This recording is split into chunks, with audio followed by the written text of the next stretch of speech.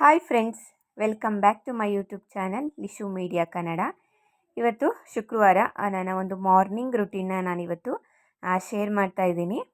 So ಇವತ್ತಿನ ಒಂದು video ನಿಮಗೇನಾದರೂ ಸ್ವಲ್ಪನಾದರೂ ಇಷ್ಟ ಆಗಿದರೆ ಒಂದು ಲೈಕ್ ಮಾಡಿ, ಹಾಗೆ ನನ್ನ ಚಾನಲನ್ನು ಸಬ್ಸ್ಕ್ರೈಬ್ ಮಾಡಿಕೊಂಡು ನನ್ನ ವೀಡಿಯೋಸ್ನ ನೋಡಿ ಅಂತ ಹೇಳ್ತಾ ಇವತ್ತಿನ ಒಂದು ವಿಡಿಯೋನ ಶುರು ಮಾಡ್ತಾ ಇದ್ದೀನಿ. ಫಸ್ಟಿಗೆ ನಾನು ಈಗ ತುಂಬಾ ಶೀತ ಆಗ್ತಾ ಇರೋದ್ರಿಂದೆಲ್ಲ ಆಲ್ಮೋಸ್ಟ್ ತುಂಬ ಜನಕ್ಕೆ ಶೀತ ಆಗ್ತಾಯಿದೆ, ಶೀತ ಜ್ವರ ಈ ರೀತಿ ಆಗ್ತಾಯಿದೆ. ಹಾಗಾಗಿ ಆದಷ್ಟು ಬಿಸಿನೀರೇ ಕುಡಿಯೋಣ ಅಂತ ಹೇಳ್ಬಿಟ್ಟು ನಾನು ಫಸ್ಟಿಗೆ ಬಿಸಿ ನೀರನ್ನ ಕಾಯೋದಕ್ಕೆ ಅಂತ ಇಟ್ಕೊತಾ ಇದ್ದೀನಿ. ಹಾಗೆಯೇ ಇನ್ನು ಬೆಳಗ್ಗೆಗೆ ಹಾಲನ್ನು ಕೂಡ ಇಟ್ಕೋತಾ ಇದ್ದೀನಿ. ಆಲ್ಮೋಸ್ಟ್ ನಾವು ಯಾವಾಗಲೂ ಹಾಲನ್ನ ಫ್ರಿಜ್ಜಲ್ಲೇ ಸ್ಟೋರ್ ಮಾಡಿ ಇಟ್ಕೊಳ್ಳೋದ್ರಿಂದ, ಅಂದರೆ ಹೆಚ್ಚಾಗೆ ಸ್ಟೋರ್ ಮಾಡಿ ಇಟ್ಕೊಂಡಿರ್ತೀವಿ. ಸೊ ಹಂಗಾಗಿ ಅದು ಆದಷ್ಟು ಗಟ್ಟಿಯಾಗೇ ಇರುತ್ತೆ. ಹಂಗಾಗಿ ಒಂದು ಬಟ್ಲಿಗೆ ನೀರನ್ನ ಹಾಕ್ಕೊಂಡು ತಣ್ಣೀರನ್ನ ಒಂದು 10 ನಿಮಿಷ ನೆನೆ ಹಾಕ್ಕೊಳ್ಳೋದು ನಮ್ಮ ಮನೇಲಿ ರೂಢಿ ಅದು. ಸೊ ಹಾಗಾಗಿ ಬೇಗನೆ ಕರಗುತ್ತೆ, ಬೇಗ ಕಾಯಿಸ್ಕೋಬೋದು ಅಂತ ಹೇಳ್ಬಿಟ್ಟು. ಹಾಗೆ ಇನ್ನು ಬೆಳಗಿನ ತಿಂಡಿಗೆ ಬಂದುಬಿಟ್ಟು ಒಂದು ಹೆಲ್ದಿ ಬ್ರೇಕ್ಫಾಸ್ಟ್ನ ನಾನು ಇವತ್ತು ಪ್ರಿಪೇರ್ ಮಾಡ್ತಾಯಿದ್ದೀನಿ. ಇವತ್ತು ಹೆಸರು ಕಾಳು ಮತ್ತು ರಾಗಿನ ಬಳಸ್ಕೊಂಡು ದೋಸೆನ ಮಾಡ್ತಾಯಿದ್ದೀನಿ. ಈ ರಾಗಿನ ಒಂದು 4-5 ಸತಿ ನೀಟಾಗಿ ವಾಶ್ ಮಾಡ್ಕೊಬೇಕು, ಯಾಕಂದರೆ ಕಲ್ಲಿರುತ್ತೆ. ರಾಗಿ ಅಂದಮೇಲೆ ಕಲ್ಲಿದ್ದೇ ಇರುತ್ತೆ, ಅದೆಲ್ಲದನ್ನು ಕೂಡ ನೀಟಾಗಿ ಸೋಸ್ಕೋಬೇಕು ನಾವು. ಹಾಗೆಯೇ ಅದ್ರ ಮೇಲೆ ಧೂಳು ಥರನೂ ಕೂಡ ಬರುತ್ತೆ, ಅಂದರೆ ಸಿಪ್ಪೆ ಥರ ಬರುತ್ತೆ. ಸೊ ಅದನ್ನೆಲ್ಲದನ್ನು ಕೂಡ ನೀಟಾಗಿ ವಾಶ್ ಮಾಡಿಕೊಂಡು ನಾನು ನೈಟೇ ನೆನೆ ಹಾಕ್ಕೊಂಡಿದ್ದೆ ಹೆಸರು ಕಾಳು ಮತ್ತು ರಾಗಿನ. ಇಲ್ಲ ಅಂತ ಹೇಳಿದ್ರೆ ನೀವು ಬೆಳಗ್ಗೆ ಎದ್ದು ಬಿಟ್ಟು ಬೇಕಿದ್ರೂ ನೀವು ನೆನೆ ಹಾಕೋಬೇಕು. ಒಟ್ಟಿನಲ್ಲಿ ಒಂದು 4 ಗಂಟೆಗಳ ಕಾಲನಾದರೂ ಈ ರಾಗಿ ಮತ್ತು ಹೆಸರು ಕಾಳು ಚೆನ್ನಾಗಿ ನೆನಿಬೇಕಾಗುತ್ತೆ. ಸೊ ನಾನು ನೈಟೇ ನೆನೆ ಹಾಕ್ಕೊಂಡಿದ್ದೆ. ಇದನ್ನೇನು ಹುಳಿ ಬರಿಸ್ಬೇಕು ಈ ಹಿಟ್ಟನ್ನ ಅನ್ನೋ ಅವಶ್ಯಕತೆ ಏನಿರಲ್ಲ. ನಾವು ಬೆಳಗ್ಗೆ ಎದ್ದು ನೆನೆ ಹಾಕ್ಕೊಂಡು ಒಂದು 4 ಗಂಟೆಗಳ ಕಾಲ ನೆನೆ ಹಾಕ್ಬಿಟ್ಟು ಅದಾದಮೇಲೆ ನಾವು ರುಬ್ಬಿಸ್ಕೊಂಡು ಆ ತಕ್ಷಣವೇ ನಾವು ದೋಸೆನ ಮಾಡ್ಕೊಬೋದು. ಹಾಗೆಯೇ ಇದಕ್ಕೆ ನಾನು ಸ್ವಲ್ಪ ಸಾಂಬಾರು ಸೊಪ್ಪು, ಹಾಗೆ 1-2 ಹಸಿರು ಮೆಣಸಿನಕಾಯಿನ ಸೇರಿಸ್ಕೋತಾ ಇದ್ದೀನಿ. ಹಾಗೆ ಸ್ವಲ್ಪ ಶುಂಠಿನ ಸೇರಿಸ್ಕೋತಾ ಇದ್ದೀನಿ. ಈ ಒಂದು ಬ್ರೇಕ್ಫಾಸ್ಟ್ ಬಂದುಬಿಟ್ಟು ಶುಗರ್ ಪೇಷಂಟ್ಗಳಿಗೆ ತುಂಬಾ ಒಳ್ಳೆಯದು. ಯಾವಾಗಲೂ ಒಂದೇ ರೀತಿಯಾಗಿ ತಿನ್ನೋದಕ್ಕಿಂತ ಈ ರೀತಿಯಾಗಿ ಡಿಫ್ರೆಂಟಾಗಿ ಮಾಡಿಕೊಂಡ್ರೆ ಅವ್ರಿಗೂ ಟೇಸ್ಟು ಕೂಡ ತುಂಬಾ ಚೆನ್ನಾಗಿರುತ್ತೆ. ಏಕೆಂದರೆ ಮಸಾಲೆ ಎಲ್ಲದನ್ನು ಕೂಡ ಹಾಕೊಳ್ಳೋದ್ರಿಂದ ಮಕ್ಕಳಿಗೂ ಕೂಡ ತುಂಬ ಇಷ್ಟ ಆಗುತ್ತೆ, ಹಾಗೆ ದೊಡ್ಡವ್ರಿಗೂ ಕೂಡ ತುಂಬ ಇಷ್ಟ ಆಗುತ್ತೆ. ಹಾಗೆ ಇದಕ್ಕೆ ತುರಿದಿಟ್ಕೊಂಡಿರುವಂಥ ತೆಂಗಿನ ತುರಿ, ಹಾಗೆ ಸ್ವಲ್ಪ ಶುಂಠಿ, ಹಾಗೆ ಸ್ವಲ್ಪ ಜೀರಿಗೆನ ಸೇರಿಸ್ಕೋತಾ ಇದ್ದೀನಿ. ಈಗ ಇದಕ್ಕೆ ಸ್ವಲ್ಪ ನೀರನ್ನು ಹಾಕ್ಕೊಂಡು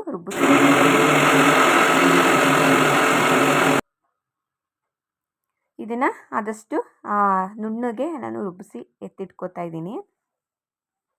ನಾವು ರಾಗಿನ ವಾಶ್ ಮಾಡ್ಕೊಳ್ಳುವಾಗಲೇ ನೀಟಾಗಿ ವಾಶ್ ಮಾಡ್ಕೊಬಿಟ್ರೆ ಇದು ತುಂಬಾ ಚೆನ್ನಾಗಿ ಬರುತ್ತೆ. ಕಲ್ಲು ಏನು ಕೂಡ ಇಲ್ಲದೇ ಇರೋ ರೀತಿಯಾಗಿ ರಾಗಿನ ನೀಟಾಗಿ ಆ ಥರ ವಾಶ್ ಮಾಡಿಕೊಂಡು ನೀಟಾಗಿ ಸೋಸ್ಕೊಂಡು ಮಾಡ್ಕೊಬೇಕಾಗುತ್ತೆ.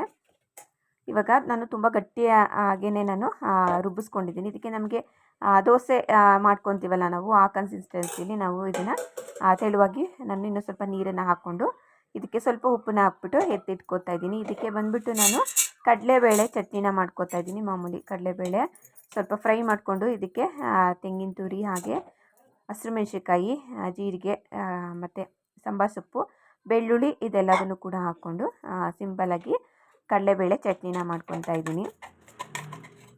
ಚಟ್ನಿನೂ ಕೂಡ ರೆಡಿ ಆಯಿತು. ಬೇಕಂತ ಹೇಳಿದ್ರೆ ಚಟ್ನಿಗೆ ಒಗ್ಗರಣೆ ಹಾಕ್ಕೊಬೋದು. ನಾನೇನು ಇವತ್ತೇನು ಒಗ್ಗರಣೆನ ಹಾಕ್ಕೊತಾ ಇಲ್ಲ. ಈಗ ನಾನು ದೋಸೆಗೆ ರೆಡಿ ಮಾಡ್ತಾಯಿದ್ದೀನಿ. ಮಕ್ಳಿಗೂ ಕೂಡ ತುಂಬಾ ಇಷ್ಟ ಆಗುತ್ತೆ. ಅದು ತುಂಬ ಒಂದು ಹೆಲ್ದಿ ಬೆನಿಫಿಟ್ ಇರುವಂಥ ಒಂದು ಬ್ರೇಕ್ಫಾಸ್ಟ್ ಅಂತಲೇ ಹೇಳ್ಬೋದು. ಈಗ ಮಕ್ಕಳಿಗೆ ಲಂಚ್ ಬಾಕ್ಸಿಗೂ ಕೂಡ ಪ್ರಿಪೇರ್ ಮಾಡಿ ಕಳಿಸ್ಬೋದು. ತುಂಬ ಒಳ್ಳೆಯದಿದು, ತುಂಬ ಚೆನ್ನಾಗಿ ಬರುತ್ತೆ ಇದು. ಅಷ್ಟು ತೆಳುವಾಗಾದರೂ ನಾವು ಈ ದೋಸೆನ ರೆಡಿ ಮಾಡ್ಕೊಬೋದು. ನೋಡಿ ಇಷ್ಟು ಚೆನ್ನಾಗಿ ಬಂದಿದೆ ಅಂತ ಹೇಳ್ಬಿಟ್ಟು. ಹಾಗೆ ಇವಾಗ ನಾನು ಕೂಡ ಬ್ರೇಕ್ಫಾಸ್ಟ್ ಮಾಡೋಣ ಅಂತ ಹೇಳ್ಬಿಟ್ಟು ಹಾಕ್ಕೊತಾ ಇದ್ದೀನಿ. ಹಾಗೆಯೇ ನಮ್ಮ ಮನೇಲಿ ಏನಂತ ಹೇಳಿದ್ರೆ ಡೈಲಿ 2 ತಿಂಡಿ ಇರಲೇಬೇಕು. ಅಂದರೆ ಒಬ್ಬರು ಇಷ್ಟಪಟ್ಟಿದ್ದು ಇನ್ನೊಬ್ಬರು ಇಷ್ಟಪಡದೇ ಇರೋ ಕಾರಣದಿಂದ ಕೆಲವೊಂದೊಂದು ದಿನ 2 ತಿಂಡಿನೇ ನಾವು ಮಾಡಬೇಕು. 2 ರೀತಿ 3 ರೀತಿಯಾಗಿ ಈ ಥರ ಆಗೋಗ್ಬಿಡುತ್ತೆ. ಸೊ ಹಾಗಾಗಿ ನಾನಿವತ್ತು ಚಿತ್ರಾನ್ನನೂ ಕೂಡ ರೆಡಿ ಮಾಡಿದ್ದೆ. ಹಾಗಾಗಿ ಚಿತ್ರಾನ್ನನೂ ಕೂಡ ಸ್ವಲ್ಪ ಹಾಕ್ಕೊತಾ ಇದ್ದೀನಿ. ಈಗ ನನ್ನ ಒಂದು ಬ್ರೇಕ್ಫಾಸ್ಟ್ನ ಮುಗಿಸ್ಕೊಂಡು ಇವಾಗ ನಾನೊಂದು ಸ್ಮೂದಿನ ಮಾಡ್ಕೊತಾ ಇದ್ದೀನಿ, ಬಾಳೆಹಣ್ಣಿನ ಸ್ಮೂದಿನ. ಇದಕ್ಕೆ ಸ್ವಲ್ಪ ಡ್ರೈ ಫ್ರೂಟ್ಸ್ನ ನೈಟೇ ನಾನು ನೆನೆ ಹಾಕಿ ಎತ್ತಿಟ್ಕೊಂಡಿದ್ದೆ. ಅದಕ್ಕೆ ನಾನು ಉದ್ದ ಬಾಳೆಹಣ್ಣ ತೊಗೊಂಡು ಹಾಕ್ಕೊತಾ ಇದ್ದೀನಿ. ನಾವು ಯಾವ ಹಣ್ಣಲ್ಲಾದರೂ ಕೂಡ ಸ್ಮೂದಿನ ಮಾಡ್ಕೊಬೋದು. ನಾನಿವತ್ತು ಬಾಳೆಹಣ್ಣನ್ನು ಯೂಸ್ ಮಾಡ್ತಾಯಿದ್ದೀನಿ. ನನ್ನ ಮಗಳಿಗೆ ತಿಂಡಿ ತಿನ್ನಿಸೋ ಅಷ್ಟೊಳಗೆ ನನಗೆ ತಿಂಡಿ ತಿನ್ನೋದೇ ಮನಸ್ಸೇ ಹೊರ್ಟೋಗ್ಬಿಡುತ್ತೆ. ಯಾಕಂದರೆ ಅವಳು ಅಷ್ಟು ಟೈಮ್ ತೊಗೊಬಿಡ್ತಾಳೆ. ಅವಳಿಗೆ ತಿನ್ಸೋಷ್ಟೊಳಗೆ ನನಗೆ ನಿಜವಾಗ್ಲೂ ನಿದ್ದೆ ಬಂದಂಗೆ ಅಂತ ಅನಿಸುತ್ತೆ. ಅವಳೇನೋ ಮಜಾ ಮಾಡ್ಕೊಂಡು ಟಿ ವಿ ನೋಡ್ಕೊಂಡು ತಿಂತಾ ಇರ್ತಾಳೆ. ಬಟ್ ಆದರೆ ನನಗೆ ತುಂಬಾ ನಿದ್ದೆ ಬಂದಂಗೆ ಅನಿಸ್ತಾ ಇರುತ್ತೆ. ಸೊ ಹಂಗಾಗಿ ನನಗೇನು ಮಾಡ್ಕೊಳ್ಳೋಕ್ಕೆ ನನಗೆ ಇಷ್ಟನೇ ಆಗೋದಿಲ್ಲ. ಹೆಂಗೋ ಒಟ್ನಲ್ಲಿ ತಿಂಡಿ ತಿಂದುಬಿಟ್ರೆ ಸಾಕು ಅಂತ ಅನಿಸಿರೋದಕ್ಕೆ 11-12 ಗಂಟೆ ಆಗಿರುತ್ತೆ. ಅವಾಗ ಇವನ್ನೆಲ್ಲ ಮಾಡ್ಕೊಳ್ಳೋಷ್ಟು ನನಗೆ ಇಷ್ಟನೂ ಕೂಡ ಆಗ್ತಾ ಇರಲ್ಲ. So beautiful. So elegant just looking like ಅಲ್ಲ ಸಿಕ್ಕಂತ ಏನಿಗೆ ಗೊತ್ತಾಗ್ತಿದ್ಯಾ?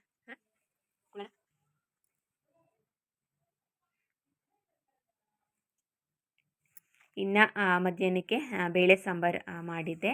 ಹಾಗೆಯೇ ಇನ್ನು ನನ್ನ ಮಗಳಿಗೆ ಒಂದು ಚಿಕ್ಕದು ಮೇಕಪ್ ಸೆಟ್ ತಂದು ಕೊಟ್ಟಿರೋದ್ರಿಂದ ಫುಲ್ಲು ಮುಖಕ್ಕೆಲ್ಲ ಮೇಕಪ್ ಮಾಡ್ಕೊಂಡು ಕೂತಿದ್ಲು.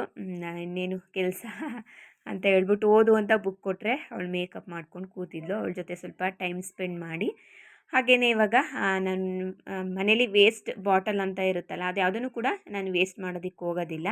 ಅದರಲ್ಲೇ ನಾವು ಈ ರೀತಿಯಾಗಿ ಗಿಡಗಳನ್ನ ಹಾಕ್ಕೊಳ್ಳೋದ್ರಿಂದ ಮನೆಗೆ ನೋಡೋಕ್ಕೂ ಕೂಡ ತುಂಬಾ ಚೆನ್ನಾಗಿರುತ್ತೆ. ಈಗ ಸಾಸ್ಗಳೆಲ್ಲ ಇರುತ್ತೆ ಮತ್ತು ಎಣ್ಣೆ ಬಾಟಲ್ಗಳೆಲ್ಲ ಇರುತ್ತೆ, ಅಂದರೆ ಆಯಿಲ್ಗಳದ್ದು. ಸೊ ಅಂಥ ಬಾಟಲ್ಗಳನ್ನೆಲ್ಲ ನಾವು ವೇಸ್ಟ್ ಮಾಡಿ ಎಸೆಯೋದಕ್ಕಿಂತ ಅದರಲ್ಲಿ ನಾವು ಈ ರೀತಿಯಾಗಿ ಒಂದು ಪುಟ್ಟ ಗಿಡಗಳನ್ನ ಹಾಕ್ಕೊಂಡ್ರೆ ಅಡುಗೆ ಮನೆ ಆಗಿರ್ಬೋದು ಅಥವಾ ಹಾಲ್ ಆಗಿರ್ಬೋದು, ಈ ರೀತಿಯಾಗಿ ನಾವು ಡೆಕೋರೇಷನ್ ಆಗಿ ಇಡೋದ್ರಿಂದ ನೋಡೋಕ್ಕೂ ತುಂಬ ಅಟ್ರ್ಯಾಕ್ಟಿವ್ ಆಗಿರುತ್ತೆ. ಸೊ ಹಾಗಾಗಿ ನಾನು ಅಷ್ಟೇ ಯಾವುದನ್ನು ಕೂಡ ವೇಸ್ಟ್ ಮಾಡೋಕ್ಕೆ ಹೋಗಲ್ಲ. ಇವಾಗ ಆ ಬಾಟಲೆಲ್ಲನೂ ಅಂದರೆ ಒಂದು 5-6 ದಿನ ಆಗಿತ್ತು ನೀರನ್ನ ತುಂಬಿ, ಹಾಗಾಗಿ ಚೇಂಜ್ ಮಾಡ್ತಾ ಇರ್ತೀನಿ ನೀರನ್ನು. ಸೊ ಹಂಗಾಗಿ ಇವಾಗ ನೀರನ್ನ ಎಲ್ಲದನ್ನು ಕೂಡ ಚೇಂಜ್ ಮಾಡಿ ಹೊಸ ನೀರನ್ನು ಹಾಕ್ತಾಯಿದ್ದೀನಿ. ಸೊ ಇವತ್ತಿನ ಒಂದು ವಿಡಿಯೋ ಇಷ್ಟೇ. ತುಂಬ ಲೆಂತಾಗಿ ನಾನೇನು ವಿಡಿಯೋ ಮಾಡ್ಕೊಳ್ಳೋಕ್ಕಾಗಲಿಲ್ಲ. ಇವತ್ತಿನ ಒಂದು ವಿಡಿಯೋ ಇಷ್ಟೇ, ತುಂಬ ಚಿಕ್ಕದಾಗಿ ನಾನು ಮಾಡ್ಕೊಂಡಿದ್ದೀನಿ. ಮನೇಲಿ ಎಲ್ಲರಿಗೂ ಕೂಡ ಗಿಡ ಅಂದರೆ ತುಂಬಾ ಇಷ್ಟ. ಆಲ್ಮೋಸ್ಟ್ ನಮ್ಮ ಮನೆಯ ಹೊರಗಡೆ ಟೆರೇಸ್ ಮೇಲೆ ಎಲ್ಲ ಆಲ್ಮೋಸ್ಟ್ ತುಂಬಾ ಗಿಡಗಳನ್ನೇ ನಾವು ಹಾಕ್ಕೊಂಡಿದ್ದೀವಿ.